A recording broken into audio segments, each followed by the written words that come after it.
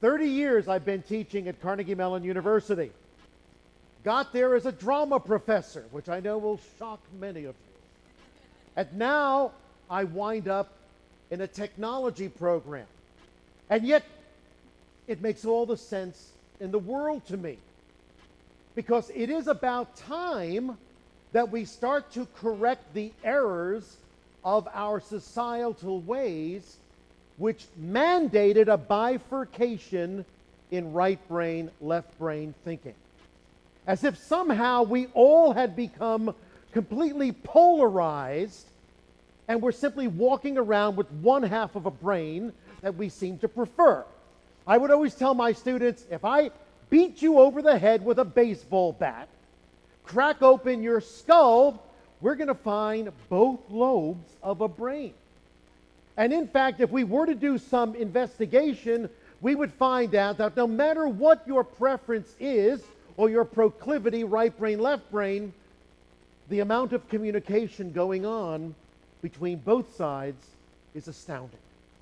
We are, in fact, whole brain, and it is time we got back there. Now, that's easier said than done. Because for the first 15 years of my life, I was in the theater at Carnegie Mellon. In fact, if you don't know about drama at Carnegie Mellon, it is the oldest school of drama in America. In fact, my job consisted of going to Hollywood for parties or New York for Broadway show openings.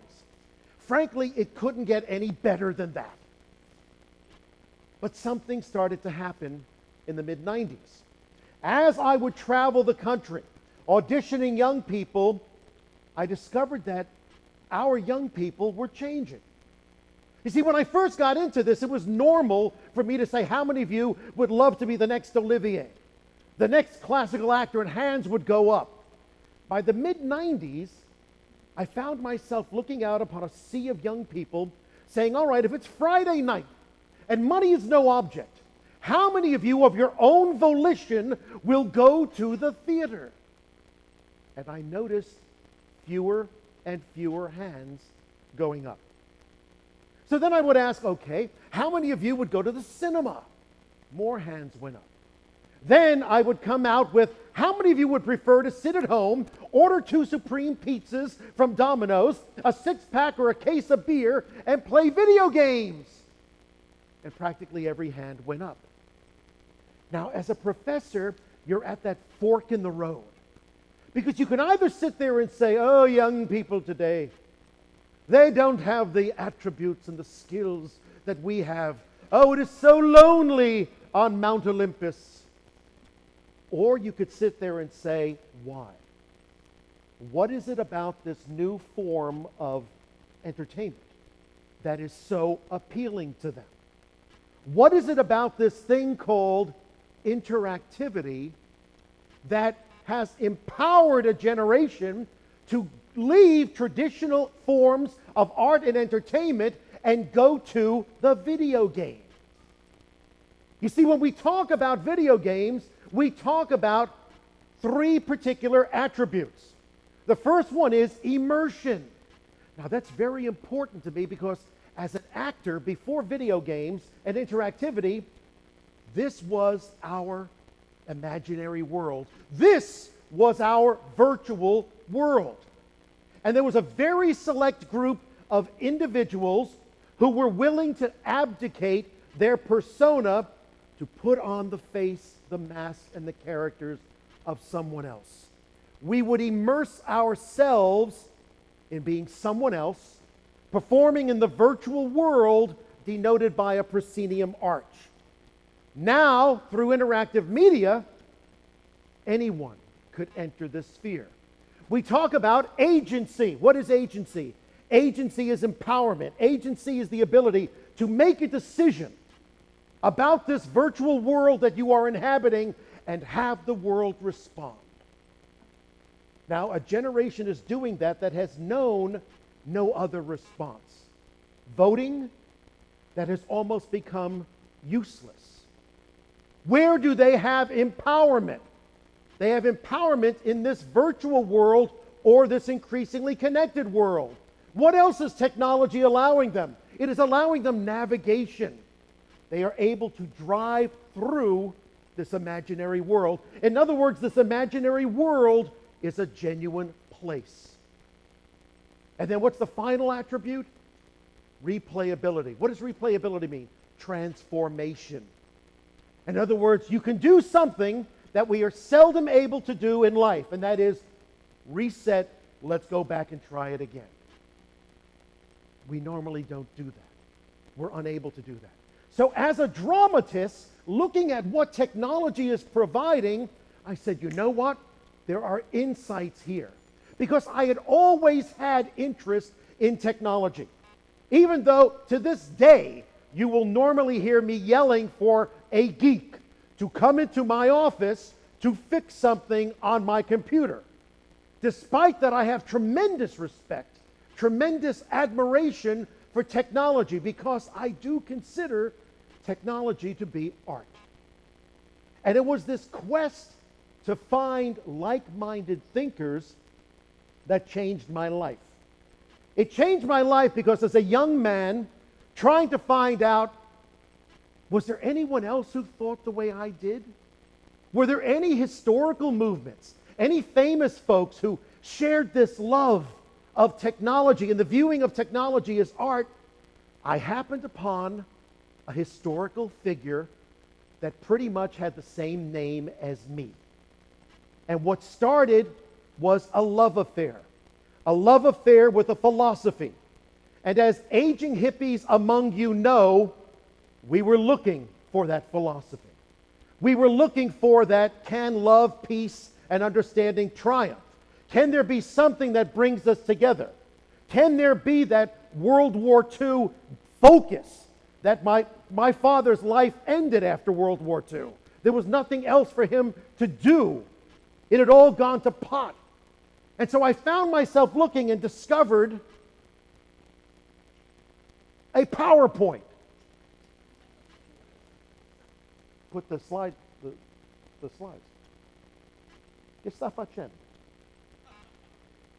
Okay. I discovered this man. This man and I began a love affair. And so this is the story of a love affair. And I mean a true love affair. I mean finding someone who resonated with me. Finding someone that I identified with.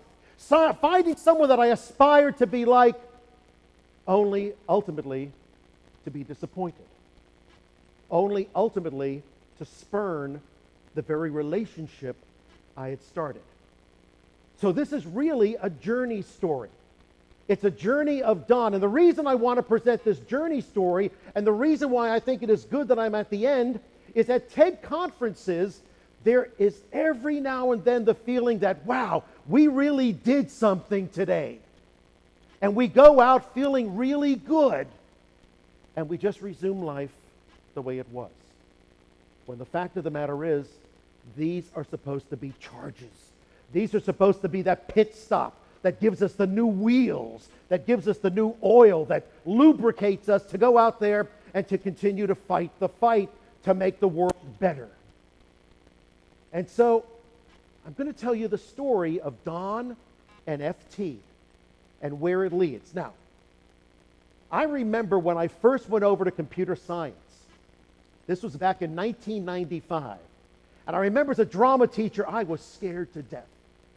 I mean, I did something that in 15 years at Carnegie Mellon I had never done before. Walk across the campus to the School of Computer Science. So I walked over there trembling. I knocked on the door. Now, if you've ever been to Carnegie Mellon University, the School of Computer Science is one of the ugliest buildings ever constructed. It is a bunker. It is a bunker so ugly that even the Fuhrer would refuse to go into this building. And I went over there prepared to ask them if there was any place in their computer science sandbox for a drama professor. And I fully expected them to laugh in my face. In fact, the real terror for me was they were going to give me a math test, like to get in the building. And even more terrifying, a math test to get out of the building. And I walked into this bunker, And I became even more terrified. I saw young people who had not seen the sun in so long that their skin had turned translucent. And I thought, do I want to hang out with these people? But there I was. There was like, Don, what can we do for you? And I said, hi, I'm a drama professor, full professor, tenured, all that. Is there any room in your sandbox for me? And I was stupefied when they said, oh my goodness, we would be honored to have you join us. You would bring skills we don't have, contacts we don't have, a whole context of thought. This is amazing. Yes, by all means. And then I realized if a computer scientist had come over to the School of Drama and said, oh, hi, I'm from computer science. And of course, a computer scientist, when they speak, they look at their shoes. So like, I'm from computer science, and I'd like to introduce computers here. Now, you can always tell a gregarious computer scientist because they look at your shoes when they're talking to you. And I'm realizing if one of them had done that, we would have cut off his head, placed it on a pike, and like Dante written, give up all hope, ye geeks who enter here. And yet here I was in the School of Computer Science, and they were welcoming me. And then I really gave them the zinger, and I said, oh, and by the way, how about a $25,000 raise? And they said, 25 grand? No problem. Sealed the deal. I was done. And I went over there, and something amazing happened. I felt very much at home. Now, Randy Pausch and I were brought together to start the Entertainment Technology Center.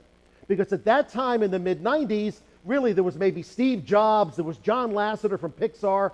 They could do it all, but none of them were going to move to Pittsburgh. Let's be perfectly frank.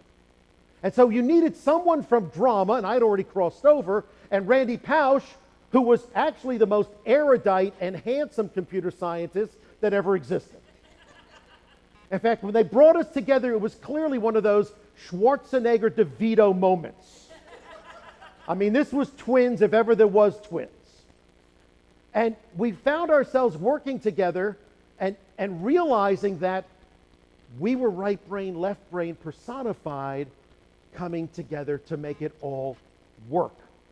And well, let me tell the story. Filippo Tommaso Marinetti, born in Alexandria, Egypt. How did I first happen upon him?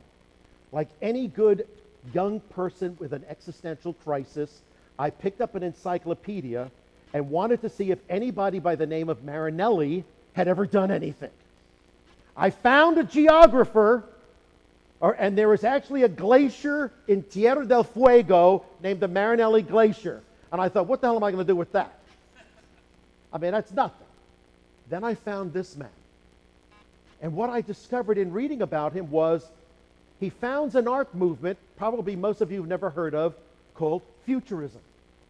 And he founds the art movement in the year 1909. And it is a movement so prescient that the reality of our technological world today, you can practically trace every instantiation of our existence back to them. But very few people know this. So I started to investigate. And I realized it was a little club. Marinetti in the middle of it. He was born rich, unlike me. His father was the one that helped make the Suez Canal. And he went around finding like-minded individuals. Severini, Carrà, Russolo. And they come together in a movement that is designed to embrace technology as the pinnacle of artistic achievement. My interest is piqued. Then I discover more about him. He was an advertising genius. This was a movement that was born full bore on the front page of the equivalent of the New York Times in Paris in 1909. The front page, Le Figaro in Paris, this is the manifesto of futurism. Imagine if the New York Times had a proclamation of a philosophy. And it begins, we stayed up all night, my friends and I, under hanging mosque lamps with domes of filigreed brass. Domes starred like our spirits, shining like them with the imprisoned radiance of electric suns. For hours We trampled our atavistic ennui into the rich oriental rugs, arguing up to the last confines of logic and blackening many reams of paper with our frenzied spirit. An immense joy was brewing within us because we felt ourselves alive at that hour, alive, awake, and on our feet. And it only got better. And it was a movement that was extolling fundamental change in society. Change fueled by technology. Folks, this is the late 60s, early 70s. Don is like marching. Don is like out of Vietnam. Don is like, let's kick some ass. And I fall under the spell. How do we define the futurists? They sought to bridge the gap between art and life and to bring aesthetic innovation into the real world. Life was to be changed through art, and art was to become a form of life. Good God, I was there. I was totally there. I mean, I knew from watching my parents, watching my relatives, I could not exist if there was a bifurcation between what I did for a living and what I did for fun. I could not do that. So what constituted my life had to be a work of art. And if art was going to be my life, then everything about it should be art. I was completely taken in with them. I loved this notion. And even today, I'm able to tell people there is no distinction between what I do for fun and what I do for work. Like a few of you today, I can say I have the greatest job in the world and mean it. In keeping with Lynn's talk, in keeping with the center we are here, what is it about Marinelli? How about one of the first Italians to own a motor car? How about an individual who wrecks a motor car and in that near-death experience has a transformative moment and says, I have never felt more alive than when I wrecked that car. I have never felt more alive than when driving very fast. I missed the turn, went into a ditch, turned over, and found myself gulping down factory muck and coming up and looking at my beached shark. And everybody thought the car was wrecked, and then they pulled the car up, and we started it again, and my beast was alive. This is 1909. Right? 1909. It's 2011. We now have a whole channel devoted to speed. The futurists were the first ones that said the ability to go fast, the ability to go faster than we've ever gone before will result in a paradigm shift of human sensitivity. Are we prepared for it? What will this do to us? What kind of person should we become as a result? Racing cars. This extended to art. This extended to amazing art. Art that was challenging the Cubists and challenging the Surrealists. Art that was actually designed to teach. Art that was to take an automobile and capture the force lines. Young, virile Don was all about force lines. This is what you want in your art. I am there. It was basically Cubism with a purpose. And then they said, why stop?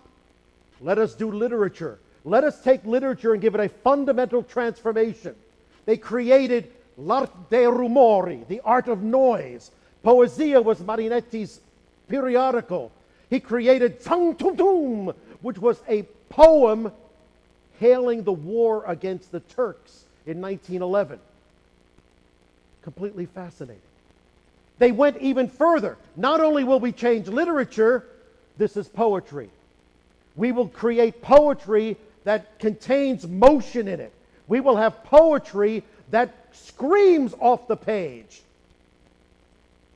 And I'm looking at this and I'm going, oh my goodness. Now they're talking to me.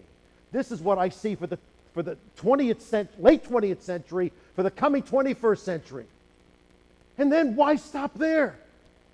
Let us change music. Let us introduce music the way it's never been done before. Let's create our own instruments. These are called intonorumori, noise intoners. What was the goal? The goal was to take the sounds of the city, the sounds of industry, and bring them onto the stage so that they became part of the orchestra.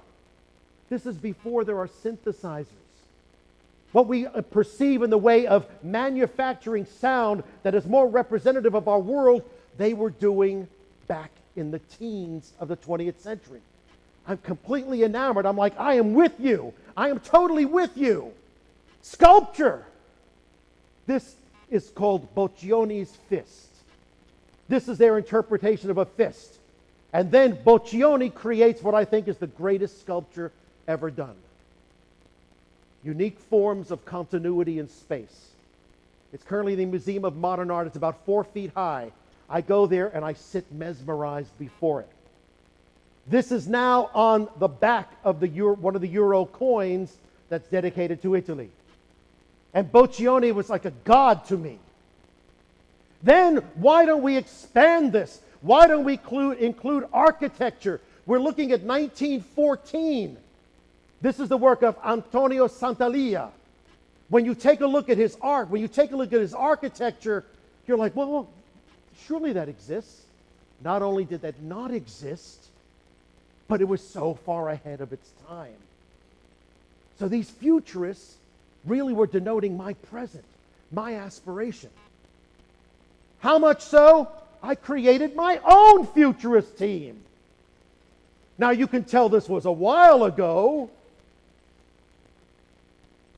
but I wanted nothing more than to bring their voice back, to shake our society out of its doldrums like they did. But here's where it gets tricky. Because they were ignored by history for a reason, and it was a reason that I tried to overlook. That reason. Because Marinetti and many of the futurists became very loyal fascists. And while I tried to overlook what is it about this love, the love of technology that they had, this dedication to technology as art, to it becoming part of who we are, how does it lead to this? How does it lead to embracing Mussolini's doctrine? Granted, Marinetti fought him when the anti-Semitic laws were introduced in December in 1944. And he was like, what are you, crazy? Why are you doing this? But they remained so close that the funeral of Marinetti in December of 44 was the next to last official act that Mussolini did.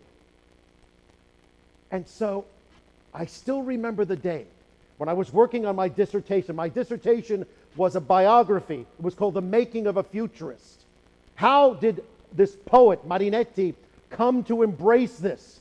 And I was working in our attic, and I had this epiphany. And I came down, and my wife looked at me, and she said, what the hell happened to you?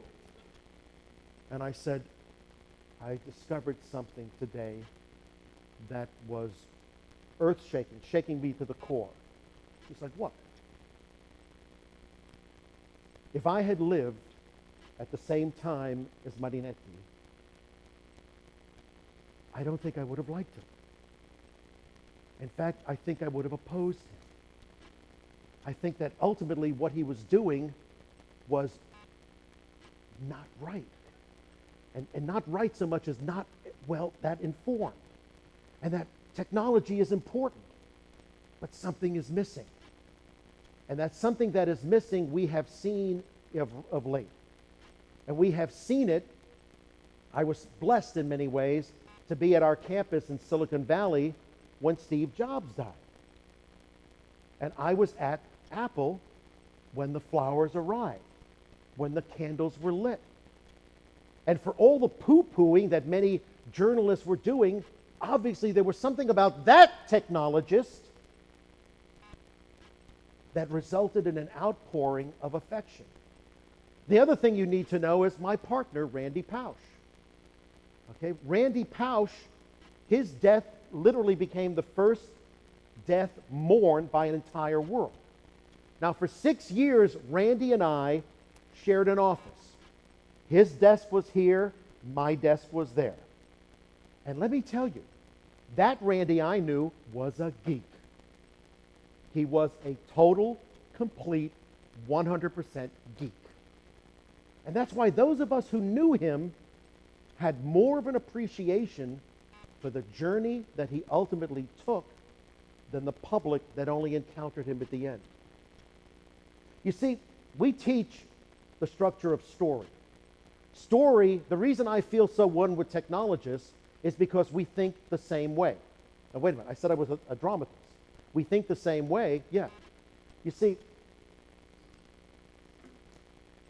Randy took me to a DARPA meeting in Orlando about a year and a half after we got together. And I'm sitting in the audience. Now, this is DARPA. I mean, generals are talking, admirals are talking, and frankly, it was one of the few times I was sitting there going, maybe I made a mistake. Maybe I shouldn't be here. Because I didn't know what the hell they were talking about. And then on the last day, this admiral who's running the place, he says, ladies and gentlemen, I'm really happy to say that we've had a very special guest with us the last 3 days. He's a drama professor. And I got extremely excited. And I started to look around, going, wait, who? You know, there's a drama professor here. I'm not alone. And then, of course, I heard he was the associate head of drama at Carnegie Mellon for 15 years, and I thought, oh, shit, it's me. And the admiral goes, Professor Marinelli, would you please stand up? I stand up. Would you please come down? I come down. I get up on the podium. He says, you know, you're the first drama professor we're aware of that's moved over to computer science. We want to know, what impact has this had on you? And I thought for maybe a millisecond, and I said, I feel right at home. And the murmuring in the audience was astounding. It was like people going, this is worse than we thought. I mean, the man has clearly lost his mind. I mean, he's feeling at home. What has happened to him? And I realized epiphany, very important dynamic, epiphany, the uncovering. And I said, wait a minute. I just got it.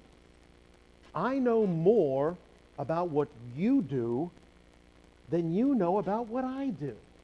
I said, I really think you believe that I don't know, I take off my clothes and I put on a toga and I go walking through the woods late at night, especially under a full moon, going, oh, muses, muses, please, infuse me with inspiration. I said, that's not what we do. In fact, what we do is very similar to what you do. I'll give you an example. If I'm directing a play, and say I'm doing Hamlet, I want Hamlet to come in on stage from up left. Up left is a very weak stage position. I want Hamlet to cross center stage. Strong, but still not that strong. I want him to look above the audience at a spot on the wall behind. Then I want Hamlet to cross very quickly, down right. Down right is the strongest stage position. I want him to put his hands together and say these lines. And if Hamlet does all those things, and if the audience is who I believe it is, then you should think he was going to kill the king. If, then, equation. What is the building block of computer science? Algorithms. What are algorithms? If, then, equations. What's the difference? You're building your algorithms using math. Very precise. I'm building mine based on psychology. Very imprecise. So imprecise we cannot call it an algorithm. Rather, we can call it a heuristic. That it is true most of the time. But what we are doing is very similar. We are sharing the same thought processes, albeit for different purposes. When I'm teaching drama, I know exactly what I'm dealing with if I give a spelling test. Please spell the word playwright for me. Well, that's simple. P-L-A-Y-R-I-G-H-T. Wrong, you fail. Not only do you fail, I know how much work I have to do because you left out the W. And if you left out the W, then you don't know what the word write, W-R-I-G-H-T, means. Because write means crafts, a craftsperson. A wheelwright is a craftsperson who makes wheels.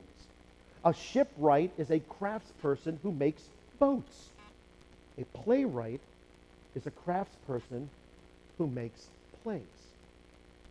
And you see, part of the craft of plays is the structure of a story, just like there's a structure to our lives. And what denotes great drama? Great drama is denoted by a journey the protagonist takes that changes him or her.